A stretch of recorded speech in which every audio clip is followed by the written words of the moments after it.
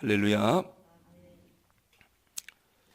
그 옛날 시골에서 농사를 지을 때요, 고구마 캘 때 어떤 고구마는 아주 머리통만한 고구마가 있습니다. 종자가 다른 게 아니라 그런 얘기를 어른들이 하시더라고요.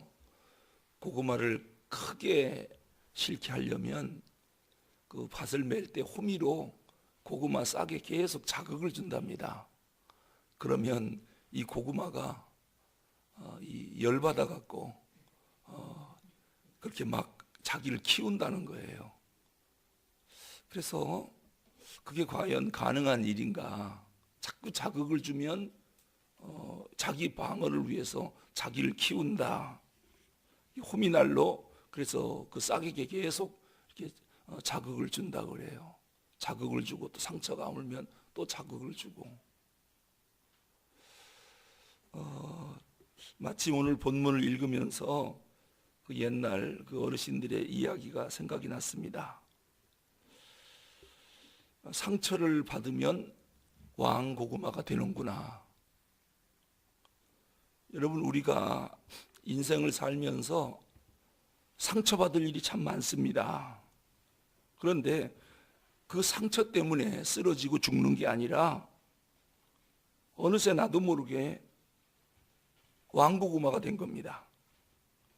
그러니까 영적인 호미로 자꾸 나를 자극을 주면 내가 점점점 사람이 통이 커집니다.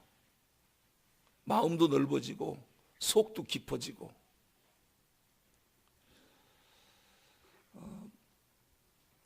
어린아이들이 심한 독감을 걸리고 나면 무슨 얘기를 합니까? 애가 똑똑해지려고 그런다.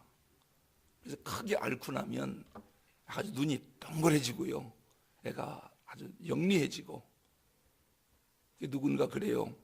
IQ 150 넘은 사람들의 공통적인 특징 가운데 하나가 어렸을 때 심한 홍역이나 심한 독감으로 아주 고생을 한 아이들이 IQ가 좋아지더라. 이 말은 왜 아이들이 똑똑하지 못하느냐? 너무 건강해서. 알아본 적이 없기 때문에 머리가 점점 텅텅 비어진다는 거예요. 근데 고난을 많이 받으면 사람이 아주 똑똑해지고 영리해지고. 그러니까 우리에게 여러 가지 환난이 오고 힘든 일들이 계속 오는 것은 지금 하나님이 우리를 영적인 거목으로 만들기 위한, 즉 왕고구마 만들고 천재 만들려고 영적인 호민날로 계속 자극을 시켜주는 겁니다. 그러니까 삶에 자꾸 상처들이 생기면 하나님이 지금 나를 큰 사람 만들고 있구나. 전에 그 텔레비전에서 또는 국민일보에서 역경의 열매라고 하는 좌담회를 하기도 했고, 그것이 신문에 연재되어 있었습니다. 역경의 열매. 그 제목이 그런데 거기에 나온 사람들의 이야기가 뭐냐면 하나같이 훌륭한 사람들만 나와요. 성공한 사람들, 모든 부분에서 존경받을 만한 분들이 나와서 이렇게 좌담회를 하는데 하나같이 하는 말씀들이 참 수많은 고난을 겪은 사람들이에요. 그래서 그 책 제목이 역경의 열매입니다. 지금도 시중에 나와 있습니다. 역경의 열매. 수많은 환난과 핍박, 그것을 다 겪고 나니까 오늘 텔레비전에 나와서 전 국민을 대상으로 어쩌면 저렇게 겸손한 사람이 됐을까, 훌륭한 사람이 됐을까. 그 역경의 열매랍니다. 그게 역경의 열매. 자, 예수 믿는 사람에게는 핍박이 올 수밖에 없습니다. 그 이유가 뭐냐면 18절, 19절 때문입니다. 18절, 19절 읽어보겠습니다. 왜 우리에게 핍박이 오는가? 시작. 세상이 너희를 미워하면 너희보다 먼저 나를 미워한 줄을 알라. 너희가 세상에 속하였으면 세상이 자기 것을 사랑할 것이나 너희는 세상에 속한 자가 아니요 도리어 내가 너희를 세상에서 택하였기 때문에 세상이 너희를 미워하였느니라. 아멘. 왜 우리에게 핍박이 오느냐면요, 너희가 세상에 속했다면 세상이 너희를 미워할 리가 없다. 친구요, 동지요, 그리고 너희를 환영하겠지만 너희들은 세상에 속한 자가 아니라 나에게 속한 자다.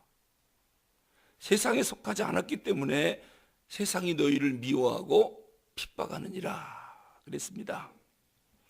그러니까 우리 성도들은 세상에서는 이질적인 존재입니다. 세상 사람과 사는 기준이 다릅니다. 가치관이 다릅니다. 그래서 핍박을 받는 것입니다. 어둠은 원래 빛을 싫어합니다.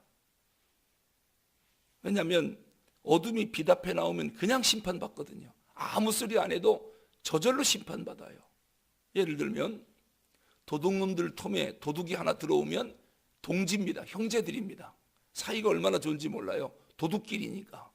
근데 거기에 의로운 사람이 하나 딱 들어가면 그 도둑들이 전부 도둑이라고 하는 게 말 안 해도 밝혀집니다. 그래서 도둑들 사이에 의인이 들어오면 싫어합니다. 자기들하고 다르니까요. 이질적인 존재거든요. 그래서 의인을 핍박하는 겁니다. 그래서 깡패가 나를 보고 형제여라고 하면 나도 깡패입니다. 그런데 깡패가 나를 핍박한다. 그럼 난 의인인 거예요. 이렇게 어둠은 빛을 싫어합니다. 성도가 세상 가운데서 왜 핍박을 당할까? 세상 사람과 전혀 사는 게 달라요. 가치관도 다르고 생각도 다르고. 그런데 만약에 세상이 나를 좋아한다. 그렇다면 나는 신앙인이 아닐 가능성이 커요. 그래서 성도가 이 땅에서 경건하게 살고자 하면 반드시 핍박을 받게 되어 있습니다. 참 세상 사람하고 함께 사는 게 참 불편하다. 그렇게 느끼신다면 이게 성도의 정상적인 모습입니다. 왜냐하면 세상과 다르거든요. 이러한 세상에 왜 주님이 우리를 남겨두셨을까? 빨리 좀 데려가시지. 남아있는 이유가 있습니다. 그것은 사명 때문입니다. 사명 때문입니다. 그 사명 마치면 본향 땅으로 주님이 우리를 금방 부르실 겁니다. 우리가 이 땅에서 어려운 일을 당해도 주님이 나를 안 데려가는 것은 사명을 감당하라고 안 데려가는구나. 하지만 본향 갈 날이 얼마 남지 않았습니다. 뭐 기껏 남아봐야 그 얼마 남았겠습니까? 그래서 우리는 나그네로 살면서 천국에 대한 소망이 아주 큽니다. 이것이 이 세상을 살아가는 성도들의 모습입니다. 그런데 주님께서 우리 성도들이 어떠한 모습인가, 어떻게 살아야 되는가를 20절에서 또 말씀하고 있습니다. 자, 우리 20절 읽어보겠습니다. 20절 시작. 못하다 한 말을 기억하라. 사람들이 나를 박해하였은즉 너희도 박해할 것이요 내 말을 지켰은즉 너희 말도 지킬 것이니라. 종이 주인보다 크지 못하다. 종이 주인보다 크지 못하다. 이 말씀이 뭡니까? 종이 주인보다 크지 못하다.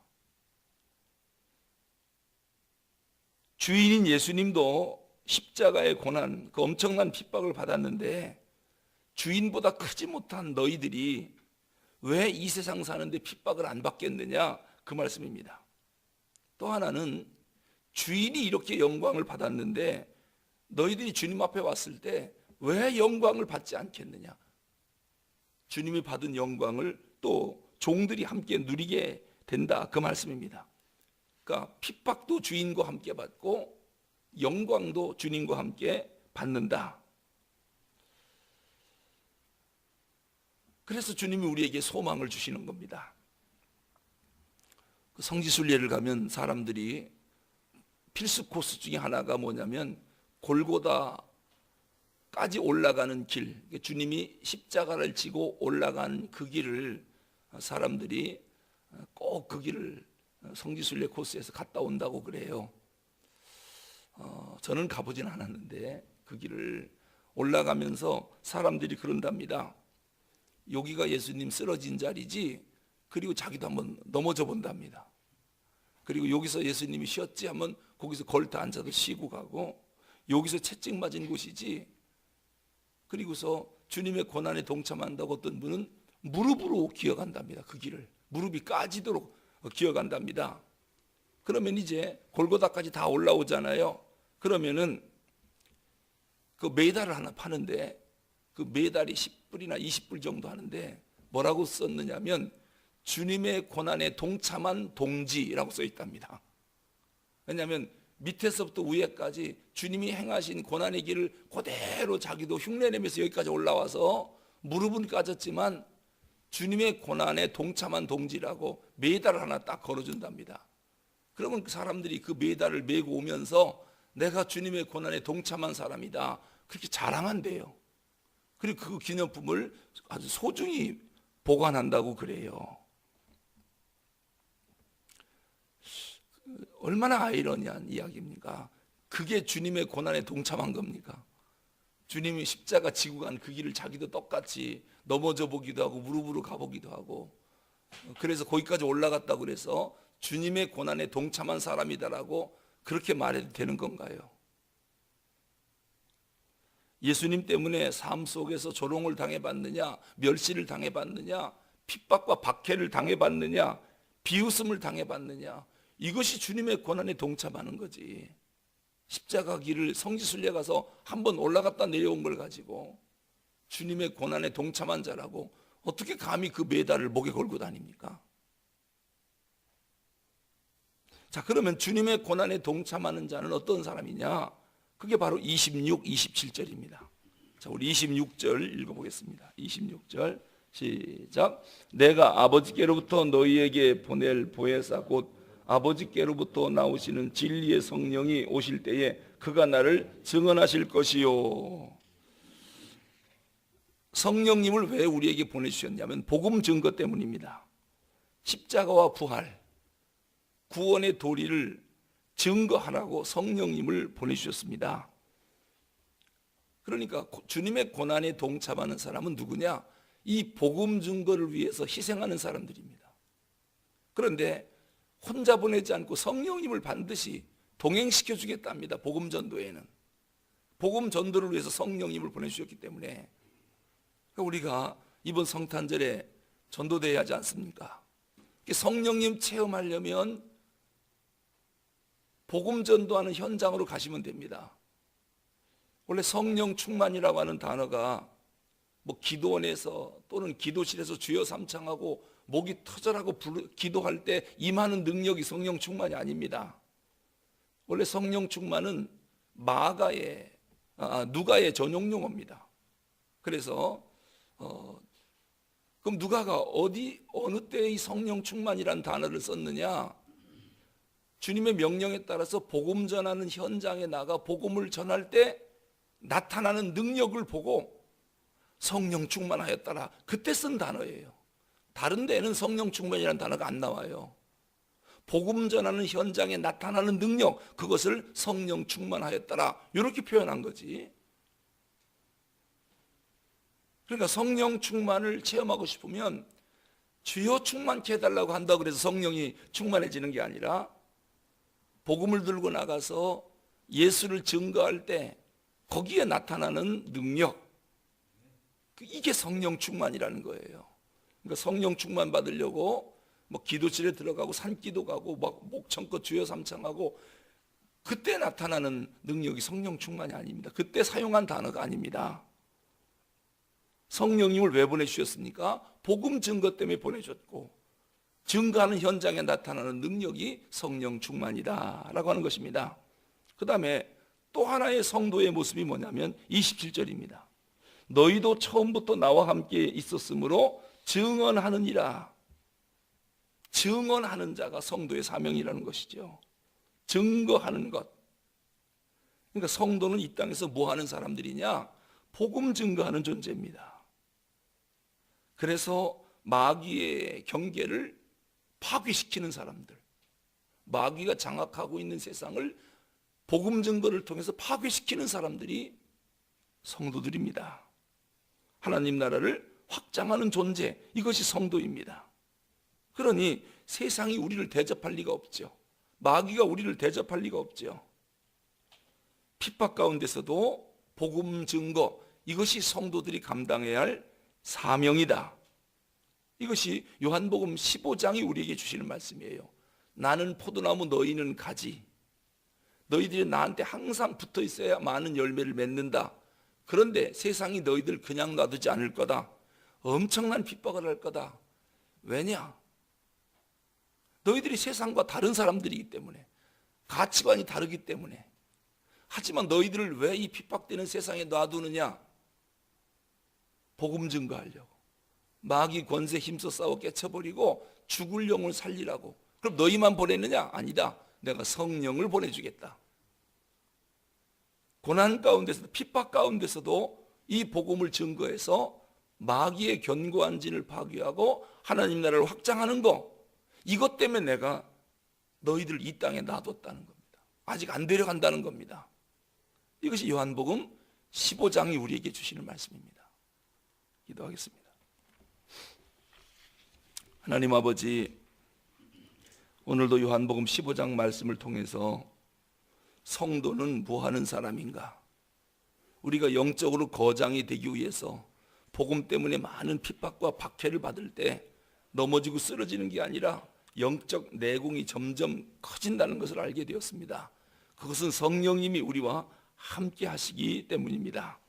주님, 마귀의 견고한 진을 파괴하고 복음 증거로 죽어가는 영혼을 살리라고 이 핍박 많은 세상에 우리를 놔두셨다고 말씀하셨습니다.